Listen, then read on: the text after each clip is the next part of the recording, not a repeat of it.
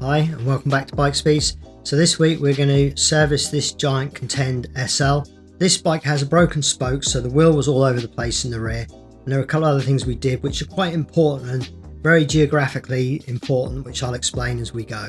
So you can see from this bike, it's well oiled, it's well used, it's absolutely fine, it's in good condition, very little wear. You can see there's a little bit of build up of oil, and it's a good spot to service this bike because, as you can see there, he has a broken spoke. Now that wheel actually was all over the place, and you can see that it's actually been rubbing the frame. It's gone through the wall of the tyre, and he's decided to bring that in and get that done. So we're going to put a new tyre on this one.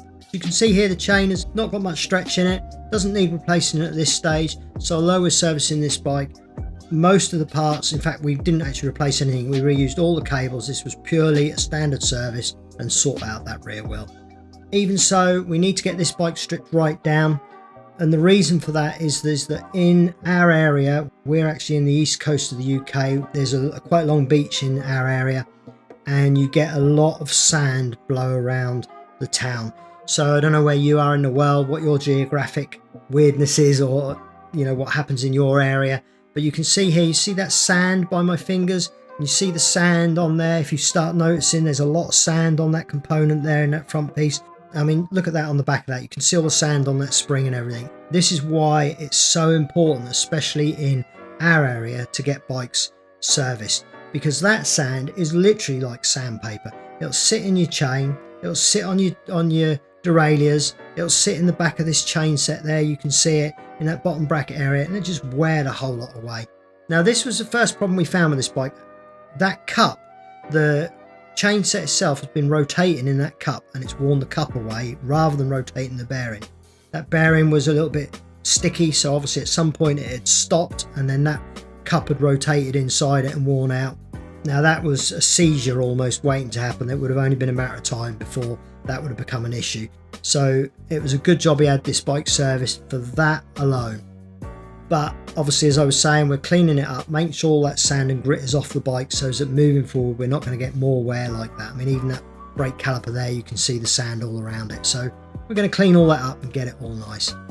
Obviously, with this being a service where we weren't actually replacing that many parts, everything had to come apart. The entire drivetrain was taken off the bike, all put through the ultrasonic cleaner or cleaned up, and then re-lubricated before it goes back on the bike. So we put all the components that we're putting through the ultrasonic cleaner through it, then we wash them all down, which is what we're now doing, and then eventually we will start to re-lubricate the parts. So as you can see, these are all bits that have gone through the ultrasonic cleaner.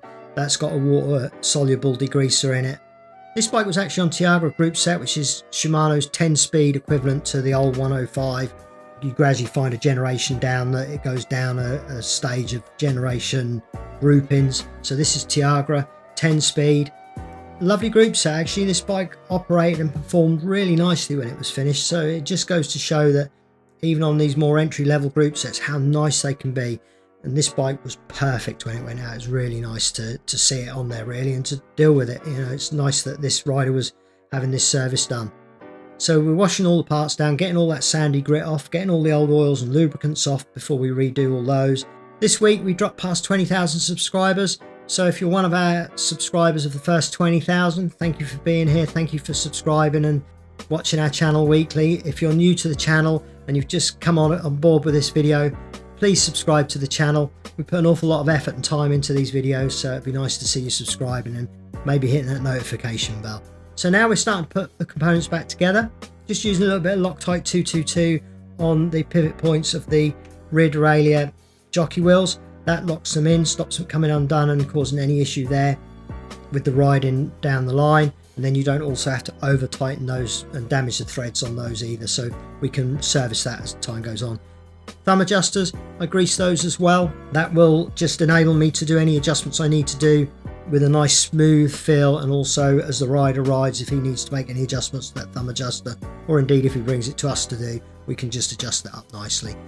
Lubricating all the pivot points on the derailleurs as well with a nice thin oil, and then we're just using our premium grease on the spring just to stop that going rusty, and any grit getting in, the grease will stop that happening. Lubricate your axles. I always lubricate axles because I've had to extract a few of these out of bikes before, and they are really tricky to get out if they seize inside a wheel. So we're just future-proofing that and making sure that doesn't happen. I'll clean down the pads, which is what I'm now doing. I'll just give those a little skim on my machine. As fresh as those pads were, you can see how little debris they had in them. As I'll prove on this disc here, all this servicing, it just makes a huge difference to the bike, so we'll deal with that in due course. But at this stage, we've got the wheel stripped down, we're going to deal with this spoke. So it's been tie wrapped up to a spoke that's okay, obviously, so as he can complete his ride or do his riding that he's done between then and getting it serviced. And then we'll get this old tyre off. Obviously that tyre was life extinct, but also the logo on that tyre didn't line up with the valve, so you'll see when I put a new tyre on, we'll do that as well.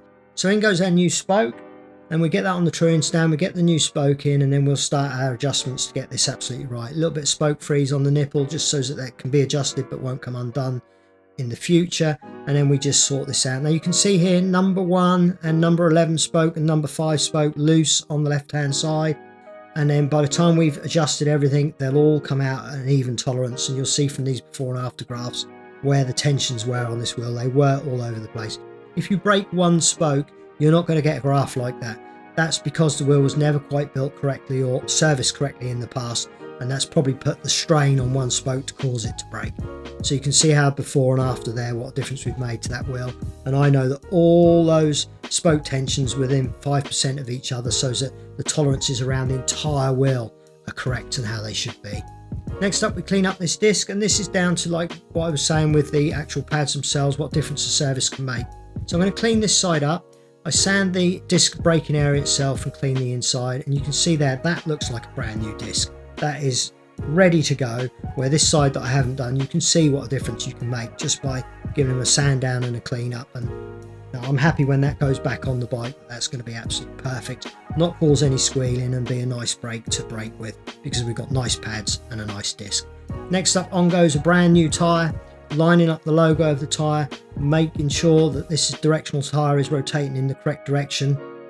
Well over half of my tyres that I get in from bikes I'm servicing have the tyres on the wrong way around. Most tyres are directional, they have an arrow to show the direction of travel, and it's surprising how often they're put on back to front, and this was no exception. So wash down the wheel next, so I'm just checking the integrity of the wheel after that servicing work with the spokes and the wheel tensioning, so I can just check around, just make sure that the rim itself hasn't got any fractures in it, and just make sure it's absolutely spot on, and then we can rebuild the wheel. So on goes the spoke protector, then on goes the cassette. I mean, look at that. That looks like brand new, like I'm putting brand new equipment on there. Yeah, that's the old, just serviced up. Disc looking lovely. On go the bolts for that.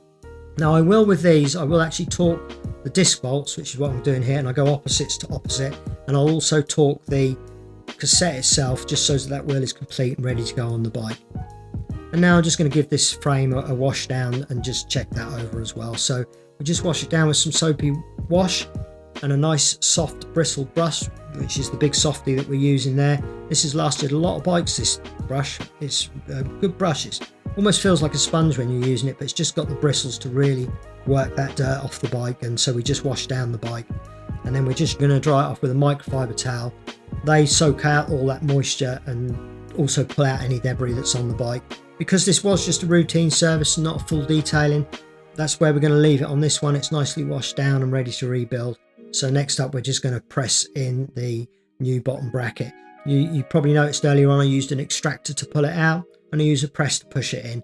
I always avoid hammering any bottom brackets either in or out.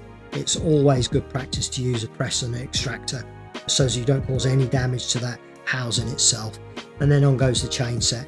Again, this is one of those that I'll torque up as I build the bike, because I like chain sets to be in their final position, chain rings to be in their final position for the front derailleur.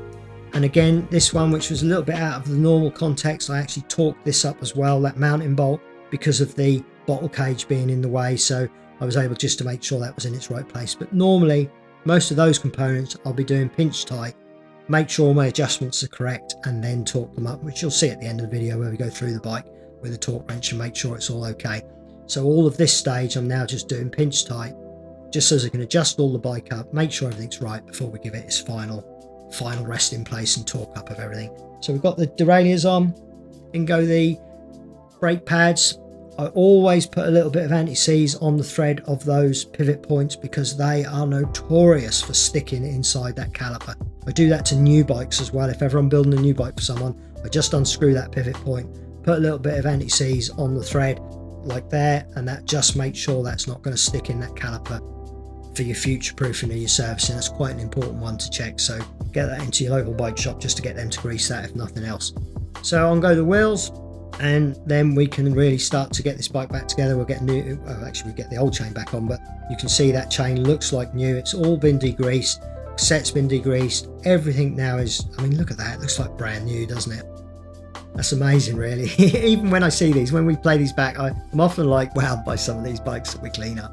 It's amazing what a difference. So I check all the gears, adjust them accordingly, check the brakes, make sure that everything's spinning nicely as we're checking there. Front and rear brakes all working fine, front and rear derailleur all working fine. And now we're just onto the final details. The handlebar tape on this side only, just at the top, had come loose and wasn't binding itself together, so there was no need to replace the handlebar tape. It was literally just that final piece where it was loose, so we just undid that and just re-tightened that up just to tidy that up, just so that when he gets back on this bike, that's the thing you look at when you're riding along. You look down and you'll see your handlebar tape, and you just notice things like that when you're riding. So we just get that nice and right, and then that doesn't need doing maybe until next service or the service after that before it's worn out and may need doing. But now we just go through the bike with a torque wrench.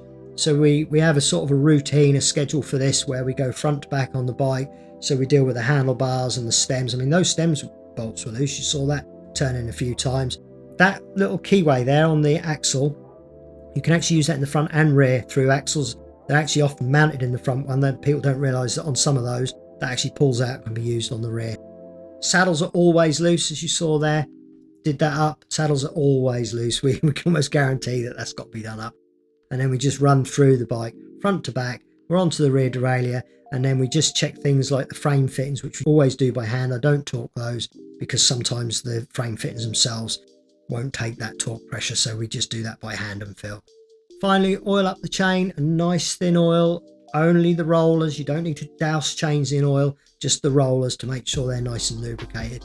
And you can see from these before and afters, bike that was more than rideable, in fairly good condition, had a little problem with the rear wheel buckle, and what a huge difference we've made to it. Once it's all cleaned up, re-lubricated correctly, the wheel trued and a new spoke, what a massive difference. This bike is now like the day it left the shop, in fact probably better. So thanks for watching. Don't forget to subscribe, drop us a comment, tell us about your bike and the area you ride in, and we'll see you again next week.